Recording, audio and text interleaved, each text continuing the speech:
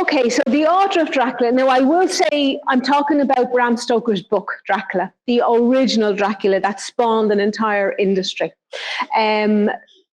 The title that I gave it, Death Never Dies, is a play on the Francis Ford Coppola movie, if you remember from, I think it was the 1990s, with Gary Oldman and Winona Ryder and Keanu Reeves, called Love Never Dies. And although he called it Bram Stoker's Dracula, he was not faithful to the book. There was no love affair between Mina and Dracula at the end, at the story. She did not kill him in the end. He betrayed it. So we are sticking strictly to Bram Stoker's book. So this is the man himself, and he looks quite a forbidding character.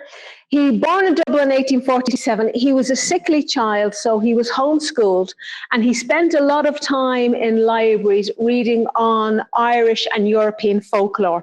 And it is based on what he learned through those years that he used in the book.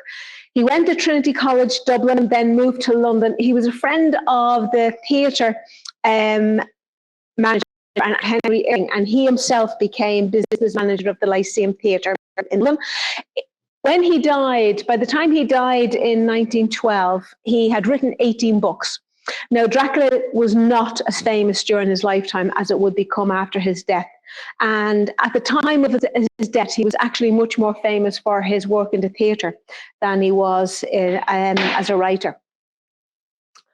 This is his chart. We do not have a date at the time. I have searched and there just is no actual time recorded. So a moon chart, sun and moon in Scorpio. Now, since this is moon, there's a possibility that he is a balsamic moon, but statistically the odds are in favor of him being a new moon in Scorpio. You wouldn't, given the topic of his novels and the topic of the stuff he's written, that probably wouldn't surprise us. Like, it is quite a scorpionic topic. But if you have a look at what I didn't expect, the gorgeous little Venus in Libra, albeit on the apex of a yod from the two malefics. So the concept of the feminine in this chart, there's quite a contrast between that moon Scorpio and the Venus in Libra. We will meet both of those in the book. They contrast greatly, and as do the women in the book. Contrast greatly is the only way I can put it. Anybody want to say anything about the chart before I move on? Yeah, actually, thanks for saying that, Chris, because you just reminded me of something. Have you noticed there, Jupiter is stationary? That's stationary retrograde, okay? Neptune is stationary direct. Saturn the next day would station direct. As you can see, they're close together. And Mars is retrograde. So there's a lot of energies working on an internal level in this guy. And I mean, he does look very intense, I think. So the book itself, published it in 1897, and the character Dracula would become the most portrayed literary character of all time in other types of books, in films, in plays. Dracula is from the Romanian word dracu, meaning devil. Apologies if there's any Romanians in the audience, because I probably mispronounced it. He learned some of the Romanian vampire folklore when he was a child, looking in the libraries, but he also learned quite a lot of Irish folklore. And Dracula, as we know him, has some Irish folklore in there. It's not all the Romanian. And Bram Stoker himself added a few things. And there have been, if you Google PhDs on Dracula, wow, you could be a long time reading them. It's one of the most studied academic books of probably of the last 100 years. So these are the things he added to the vampire myth, that a vampire, at least the first time, had to be invited into someone's home. They couldn't go to someone's home for the first time without having been invited. They must sleep on Earth from their homeland, and that becomes quite pivotal to the story of Dracula and how they manage to get him in the end and have no reflecting mirrors. And that is possibly from old Irish folklore, the idea that the reflection is actually mirroring your soul. The reflection in the mirror is mirroring your soul, and vampires, as we know, don't have souls. Hence, there is no reflection and also no shadow. So a lot of people, and including the Coppola movie, have thought that Dracula was based on the real-life figure of Vlad the Impaler, Vlad III from Transylvania. That idea was first proposed by these two men, Radu Florescu and Raymond McNally, in a book in 1972. But it has been challenged since then, and it seems highly unlikely that it was, because in all his notes from Dracula, he never mentions Vlad the Impaler. He does refer to Dracula as having been a chieftain, a local ruler who fought the Turks, but that is literally the only resemblance. And in fact, there were plenty more. He wasn't the only one there, but that is literally the only potential connection to Vlad the Impaler. So it seems now unlikely that it was based on Vlad the Impaler. And in the book, in the film, where he's devastated because his wife dies, none of that happens in the book. There's no wife. We don't know if the character that Dracula once was even had a wife. There's no mention of it.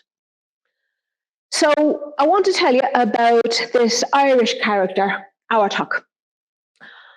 He's one of what's called the Knave Morv in Irish folklore, the Walking Dead. Now, Awartach was a real-life chieftain from County Derry, but in the myth, he rises from his grave to drink the blood of his subjects, and he can only be defeated by being killed with a sword made of yew wood, being buried upside down, surrounding the grave with thorns, and placing a large stone on top of the grave. And this is what is actually done to him by the locals, who get tired of him drinking their blood.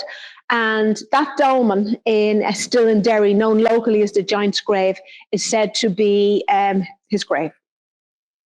So there's quite a strong resemblance between this man and Dracula, and Stoker was more likely to have come across Awartach than Vlad the Impaler, but again, who knows for sure. Okay, the plot of the novel. This is a very quick summary of what happens. It's a lot deeper than what I'm about to fly through. Jonathan Harker, newly qualified solicitor from Britain, travels to the Carpathian Mountains to the castle of a client, Count Dracula. Dracula wants to move to live in London, and Harker's firm are helping him buy a house. So Dracula insists that someone comes over with the papers to be signed. So hence he goes. We meet him as he leaves Munich and he travels across Europe. He's engaged to Mina Murray. She has a friend, Lucy Westenra, who she is currently staying with in Whitby. So, cut a long story short, Dracula makes him a prisoner in the castle, and it's quite clear he's going to kill him. However, after much to do, Jonathan escapes and returns to England, but first of all ends up having nervous collapse in a hospital in Budapest, where Lucy goes out to him and they get married and she nurses him. They come back. However, I must mention the three women. We're going to meet them again. While he's at the castle, three vampire women try to seduce, stroke, attack, stroke, make him a vampire, drink his blood, all the usual stuff. And I'm going to do some quotes from that because the language is, it's fairly erotic. But Dracula comes in, finds them about to, and he throws them around the place. He beats them up, basically, and he saves Jonathan, and he says, no, he's going to be mine. So anyway, Jonathan escapes, but Dracula follows him. He lands in Whitby in the shape of a black dog. The locals refer to it as a big black dog. It's probably a wolf because wolves come into this a lot. Lucy becomes a victim of Dracula.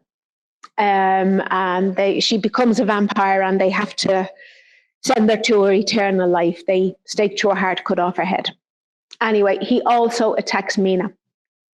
And Mina is in the process of becoming a vampire.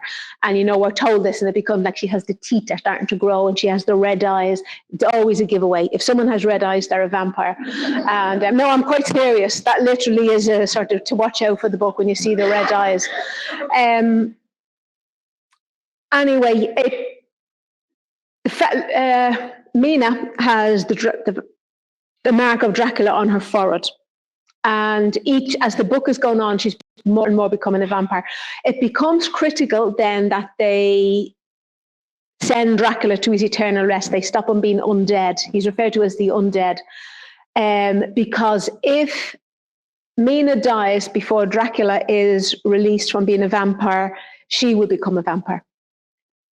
So that's the thing. So they pursue him back across Europe back to Transylvania, where they defeat him. They eventually defeat him. Sorry, I should have said spoiler alert, but anyway, you know that already. So let's look at the chart for Dracula. So I've set the chart for the moment when we meet Dracula in the book. Okay, now there's no way of knowing what date the character was supposed to have been born. So this is the best we can do. It's the moment Dracula is born into our consciousness. Big long quote, but this is where we first come across Dracula in the book. Jonathan has taken a coach from Bistritz, a Romanian town, and all the locals are really begging him not to go there. But he ends up at the Borgo Pass, and a coach comes down to meet him. And we very soon discover that the coachman is Dracula. So this is the first description we have. They were driven by a tall man with a long brown beard, a grey black hat, which seemed to hide his face from us. I could only see the gleam of a pair of very bright eyes, which seemed red in the lamplight as he turned to us. So finding the actual date. There's debate online about whether the book is set in 1890 or 1893. 1897 was when he wrote it. And the reason why some people think it was 1890 is because the last chapter of the book says 7 years later. And there's this sort of idea that if it was published in 1897, it had to go back 7 years, which, no, that's assuming he couldn't have had something happen in the future. But they mention Van Helsing, a vampire slayer, mentions the death of the French, one of the founders of psychoanalysis they mention his death, and Jean-Martin Charcot died in 1893. So the book couldn't have been set in 90 because Charcot was still alive. And he died in August 1893. And we have the dates of everything that happens in the book because it's journals, letters, so we know the actual day of the year everything happened. Towards the end of September, Van Helsing says, Charcot, who alas now is no longer with us. So he's talking about someone who has recently died. So it couldn't be 1890. And the only other year in that where the dates actually fit is 1893. And there's a couple of other reasons why it's 1893. Mina constantly refers to the new woman, which was the concept that women can now have careers. That term new woman apparently became very popular in 1893. Okay, the actual time. When he's leaving the Golden Crown Hotel in Bistritz, the landlady and her husband are begging him not to go. And she gives him a crucifix to wear. And she says to him, "It is the eve of St. George's Day. Do you not know that tonight when the clock strikes midnight, all evil things in the world will have full sway?" So when it arrives at the pass, remember the slide here, the driver in a low tone says to someone, "An hour less than the time." So I'm reading that as an hour before midnight. We meet Dracula. So I have set the chart for 11 p.m. On the particular. We know the actual date, the 6th of May. And the actual place, well, it's the Borgo Pass. That's a real place. It was easy enough just to get the coordinates for there. So here we go. This is the chart for Dracula. Now, 11 o'clock, the coach driver says it's an hour before the hour, it's 11 o'clock.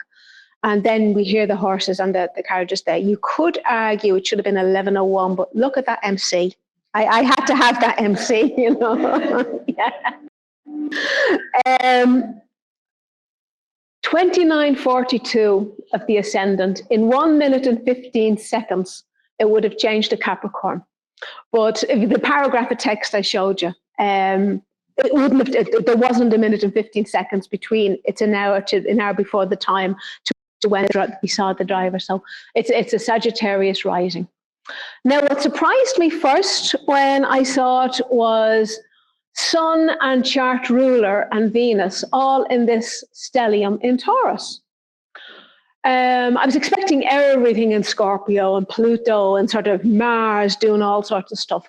Well, Mars is opposing the ascendant, like Mars is angular. But only when I thought about it, like it's all about, there's not a lot of sensual stuff in it. You know, there's the drinking of the blood, there's everything is about bodies, but also there's a lot of money. Dracula is extremely rich. He has gold all over the place.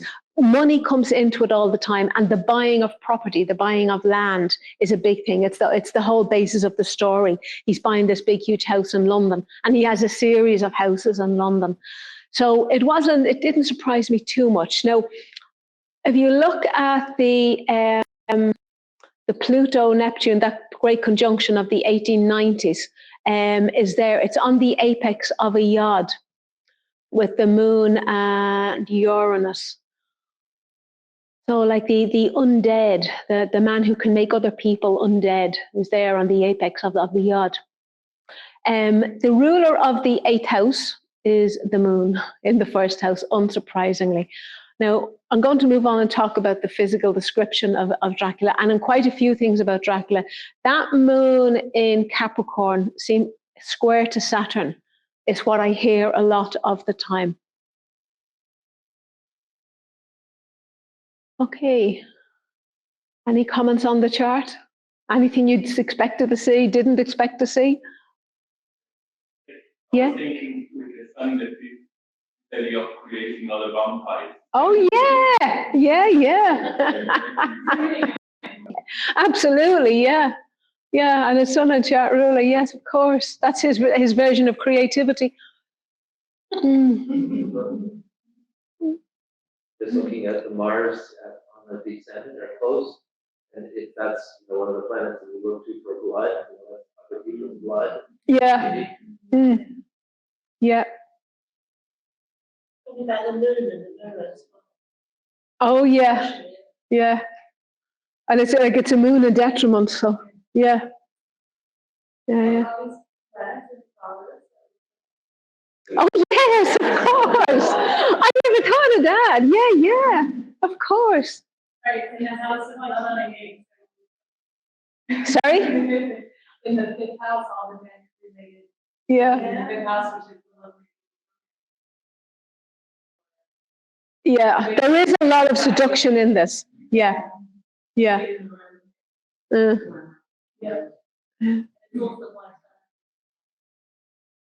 Yes. Yeah.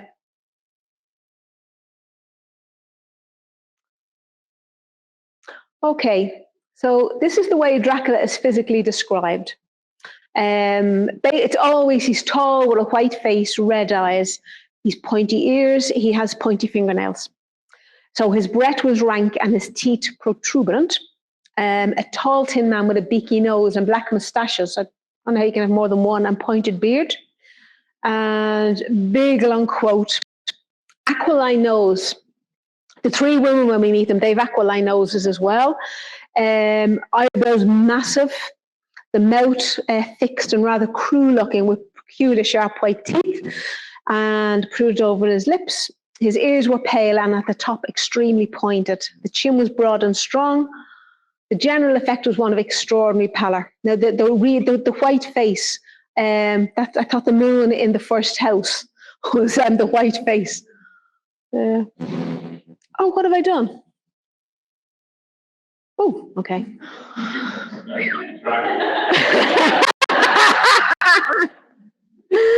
All right.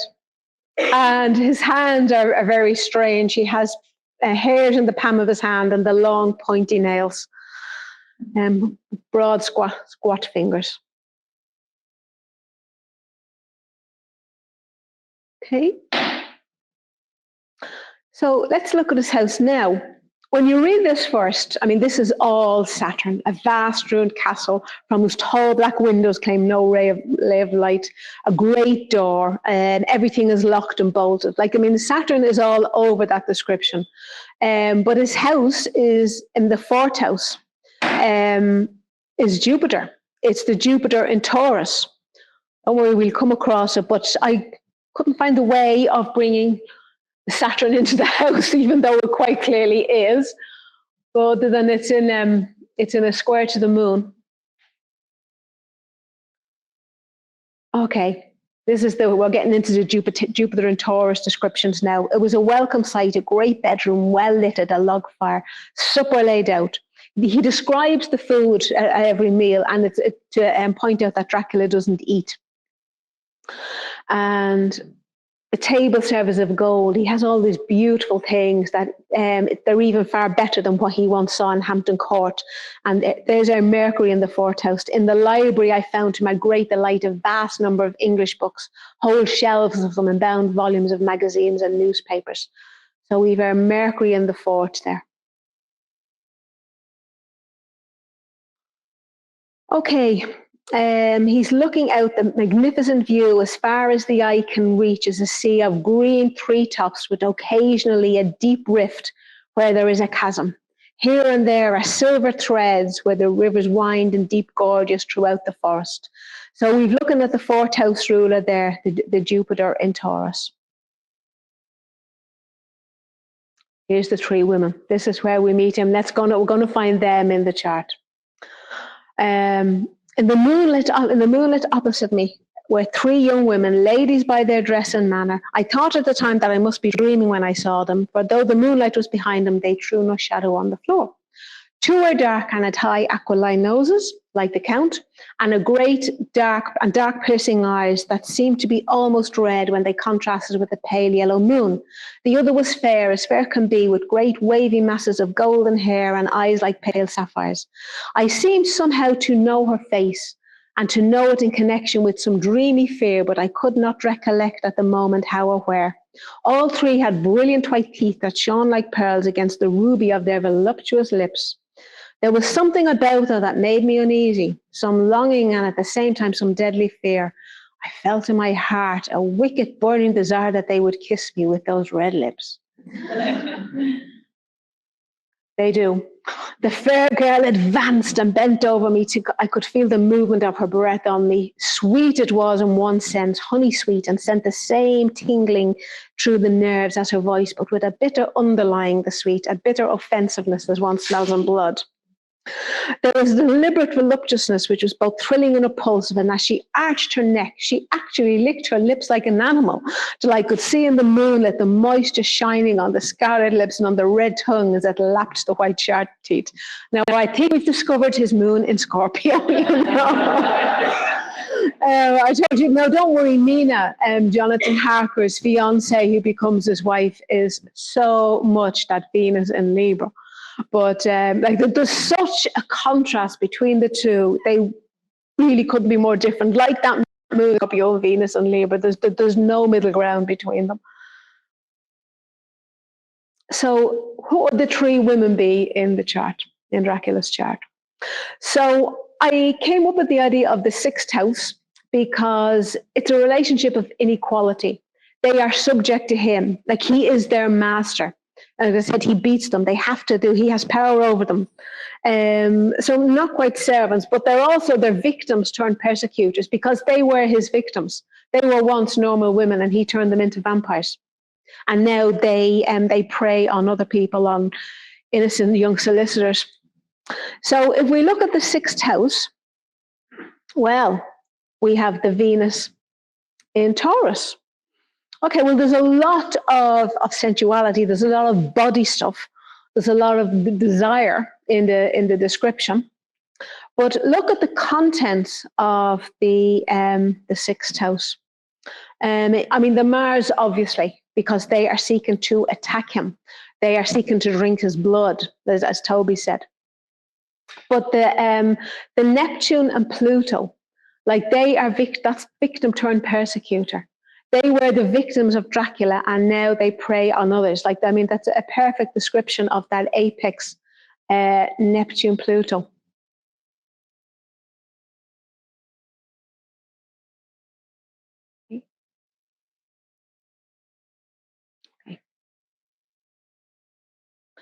So where do we find Jonathan Harker in the chart? So the descriptions we have of him: he was a quiet, business-like gentleman. He is uncommonly clever, if one can judge from his face, and full of energy. He is also a man of great nerve. So is it the 7th house for Dracula's solicitor, that one, or is it the 12th house because he becomes Dracula's prisoner? Well, if we look at the rulers of those, the ruler of the 7th house is that Mercury in Aries, and the ruler of the 12th is the Mars in Gemini. So they're in mutual reception. And in actual fact, where is it? Full of energy. Like, you can hear that with both Mars or the Mercury in Aries. Uncommonly clever, one could judge from his face, a man of great nerve. You can hear, I mean, the idea of Mars showing bravery. You can see the two of them in it. And the Mars, the 12th house ruler, ends up in the 7th house anyway. Excuse me, practically conjunct the descendant. And the 7th house ruler ends up in Dracula's house in the 4th house. Okay. Anyone think anything different, or any other ideas about where Jonathan is on the chart? Because he's a solicitor. He's a working man. Well, he could be. Yeah. Mm-hmm. Yeah.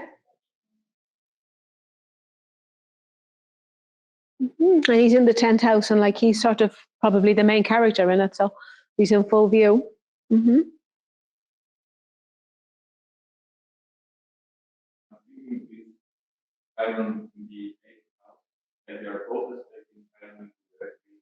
Mm.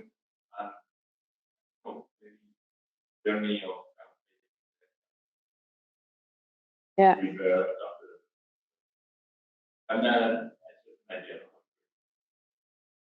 Mm-hmm. No, I know what you mean. Like, I mean, Karen's in the 8th house, and I mean, the whole concept of being dead or being undead is where what makes Dracula different from everybody else. What means that he lives alone. He's not part of the world around him. Yeah.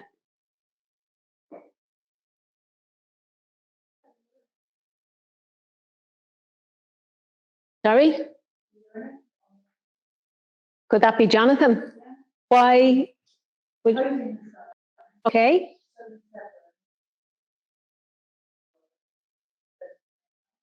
Okay. Yeah. Well, he does end up doing service to mankind, and that he's involved in getting rid of Dracula. So, yeah.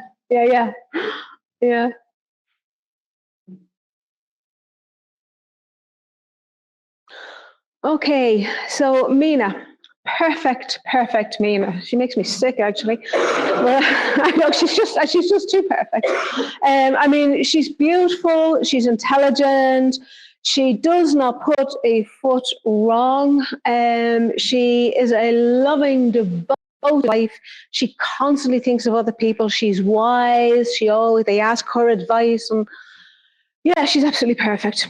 Well, if Jonathan is the 12th house, then she's going to be the 6th house. Now, what I find interesting is, so are the 3 vampire women. So she is also, sorry, I keep pointing the thing to that. She is also Venus and Taurus. But she's a different expression of that Venus and Taurus.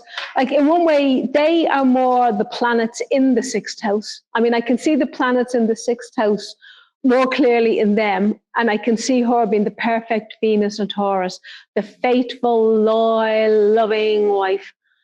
And there's also, that Venus, if it represents Mina, is conjunct the sun, and it's conjunct the chart ruler. Okay, so she's conjunct Dracula.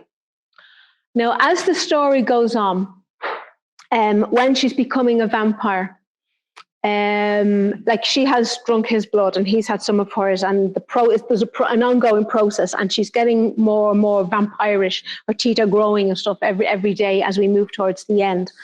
But at one stage, Van Helsing starts hypnotizing her and asking her, because she can connect with Dracula's mind. And he hypnotizes her at sunrise and sunset every day, and she can tell them what Dracula is currently experiencing. He's in a boat, he's in a casket, i.e. I can hear waves lapping, and now we're coming into port. And they realize that just as she can connect with Dracula, Dracula can connect with her and can read her mind. So they stop telling her the plans. With her consent, they stop telling her what they're going to do next and where they're going to go next, because they know, because her and Dracula are one, Dracula will get will get that information. So I thought the conjunction there fitted perfectly for that. Yeah. Now, by the way, those photographs are all they're all AI. I mean, they're not obviously the real Mina, but yeah. I asked very sarcastically for a perfect, beautiful Victorian woman, and that's what I got. Okay. So the death of Dracula. They've chased him across Europe. There is Jonathan and Mina. There are 3 men, one of whom was engaged to Lucy, and 2 other men who were also in love with Lucy, but she turned them down. She agreed to marry Lord Godalming. And there is Van Helsing. He is I'm calling him a vampire hunter from Amsterdam. He's an expert in vampires, let's say, from Amsterdam. They're all chasing them across Europe. And now there's chapters and chapters and chapters and letters and diary entries about the journey. But they eventually track him down. They eventually meet him. They catch up with him at the Borgo Pass, just at his castle. And at sunset, he's been brought there in his coffin by local gypsies. And it's imperative that they get him before the sun sets, because he's powerless, or he's weakened while the sun, he's not completely powerless, but he's weakened while the sun is in the sky. But once the sun sets, he becomes more powerful. And in his own area, in his own castle, he's extremely powerful. He'd probably wipe them all out. So this is all the tension of the last little bit of the book. So they do manage, with seconds to go, they kill him, decapitate him, and his body turns to dust, as happens with all the vampires. As they're stake through the heart, decapitated, their bodies turn to dust. And as he's killed, a look of peace. Now, he has tortured Mina. He has put her through absolute hell. And I mean, they've been all terrified of the consequences of him. And still, she says, I shall be glad that as long as I live, that even in that moment of final dissolution, there was in the face a look of peace such as I never could have imagined might rested there. I told you she was perfect. Anyway. So it's the 6th of November. The whole book, it's 6 months since we first met Dracula. Okay, so we know what's happening. The sun is exactly opposite. Here I go again. The sun is exactly opposite where it was. This is the chart for the death. I'm going to show you the 2 of them together. I'm going to show you the bite wheel in a minute. So this is just the chart for the moment of Dracula's death at the Borgo Pass. So the sun is setting, and interestingly, it's conjunct Uranus, what you just pointed out about Uranus playing a role. The moon there, it's in traditional astrology, we would say it is besieged. It is between Saturn and Mars. But I think the 2 of them is a perfect example of being the stake through the heart, and Mars, the weak Mars, the decapitation. Now, if you look at that Venus in the 8th house, the chart ruler, that was the ascendant of the chart when we first met Dracula. If you remember, I said I had a minute or to go. The 8th house ruler will die, and he'll sort of go to heaven or wherever it is. He becomes sort of like a normal dead person. He's no longer, he's been released from having to haunt the earth and be a vampire. But the 8th house ruler that is in the 1st house, still it's in Taurus, it's only 6 months later. But the Neptune-Pluto conjunction is also there in the 1st house. So he is being transformed. What am I looking for? Yes, and square the Chiron, like as Aleko pointed out. So this is the two of them. This is the moment we meet Dracula, followed by the death of Dracula. So the Venus is on the ascendant, and the suns are in opposition. And there was something else. I knew I'd forget something.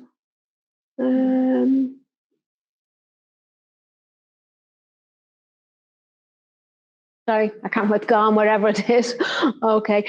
I'm not really, if we go back to the chart just for the moment of death, you may have ideas about this. I'm not really clear why there's such a sixth house emphasis. You know, it's hardly sort of, you know, your daily routine and lifestyle type of thing, you know. I'm not sure why there's a big, strong sixth house emphasis, but some, yeah. Those who you had under your thumb. Yeah. You have a moon in between. Yeah. Yeah. Oh, yeah. I should have mentioned, saying that people who serve the three women, Van Helsing, while they were waiting on Dracula to come along, Van Helsing went to the castle and set the three women free as well. Yeah. Okay. There's something, if we could go back to the bi-wheel chart with the nodal axis. Oh, yeah. The Mars is coming up to the south node. Yes. Yeah, yeah. Do we read anything into that, the transiting or the death north node on that Mercury? Well, I mean, the north node is about the direction he's taking, I suppose, but it's the what? It is. Yeah, it is. Saturn opposite that. But it's. I think it's probably a bit wide. If I'm. Oh, sorry, the transiting Saturn, the later Saturn. Yes, of course. Yeah. Yeah, you're right, Toby, because that Mercury has been highlighted. Yeah.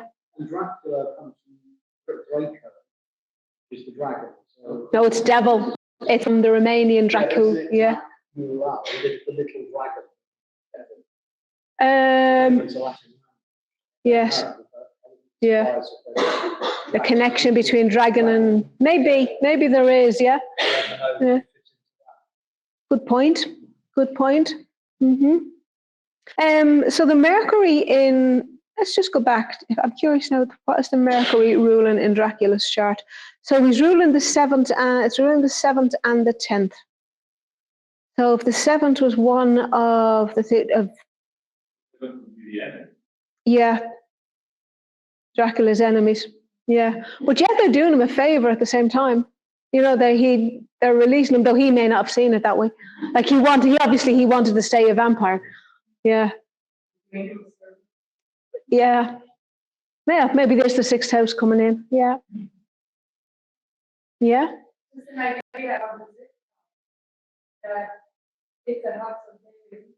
Yeah.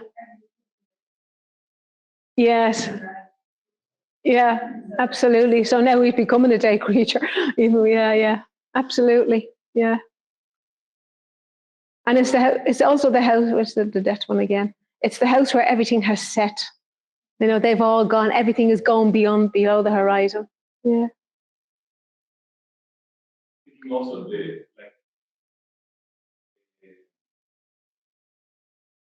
forcing it to be, they have to develop the skill of becoming a fireman.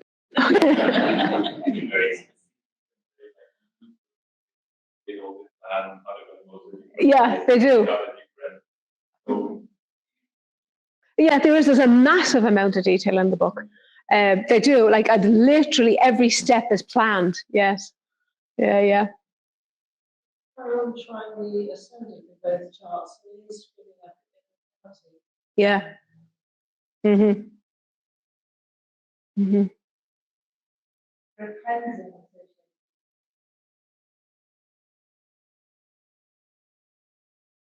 Yeah.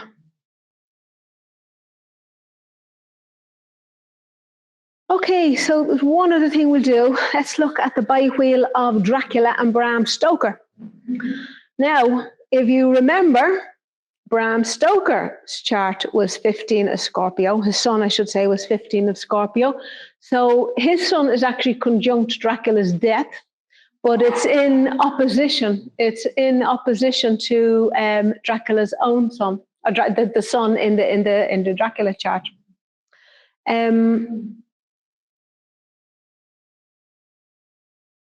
The Venus, his Venus in Libra, the one that it's on the apex of the yod, is conjunct Dracula's Saturn. And the Uranus is coming up to Dracula's Mercury, and there was something else. Oh, the Chiron is on the MC, yeah. So, yeah, as Liz says, the planet where he gives up his mortality. Yeah. So what was Dracula for Bram Stoker that he has him dying practically on his own birthday?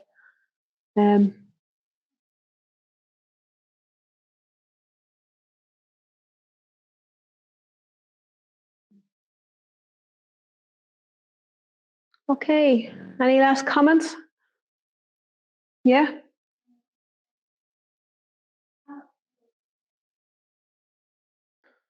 What do we do? Okay, well, you've 14 minutes left if you want to do anything else, but okay, I've run out of slides, so I'm done. Thank you.